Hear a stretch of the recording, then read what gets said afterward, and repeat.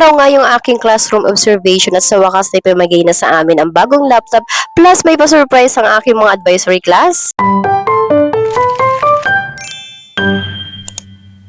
Hi mga kamashing! So, kamusta kayo? So, masaya tayo today dahil finally, it's Friday. So, kakatapos ko nga lang maligo and syempre, huwag natin kakalimutan maglagay Silka Day Cream for UV and Sun Protection. So, isa pa ito sa aking mga paborito at sekreto sa mukha. And another Silka Lotion. So, kung mapapansin nyo nga, lahat Silka yung aking skincare. Kasi nga ito ay maganda at nakakagandang gamitin. Sige, maniwala ka, char. So, maya-maya pa nga ay lumabas na ako para maglakad papunta sa aking school. At dahil walking distance lang ito, kaya mabilis tayo makarating. So, pagdating nga, ang una na tayong prepare, syempre, ang ating gagamitin, lalong-lalo na itong laptop. Ready na tayo. So, ito mawawala na ito.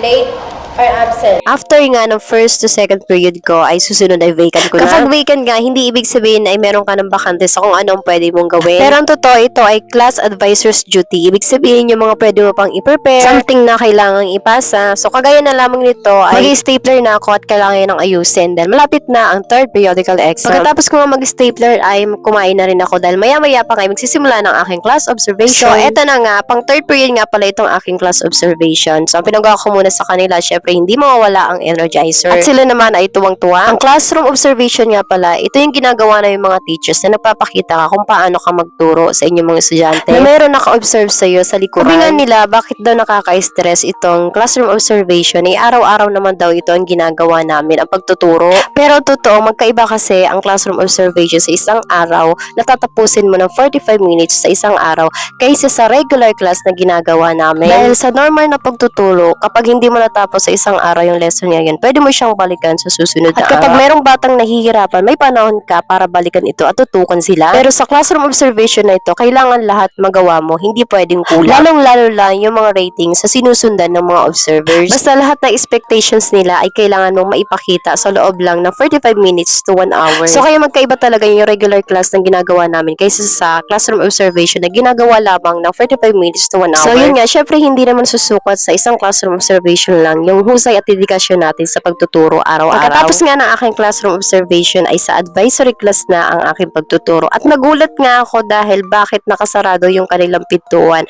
at nakasarado din yung kanilang ilaw. Yung pala ay meron silang pa-surprise para sa akin.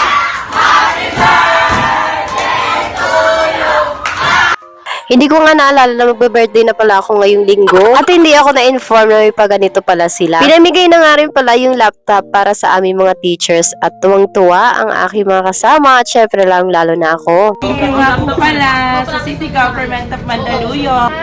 Nagkaroon na rin ako ng laptop dito. Excited ako yan, Box.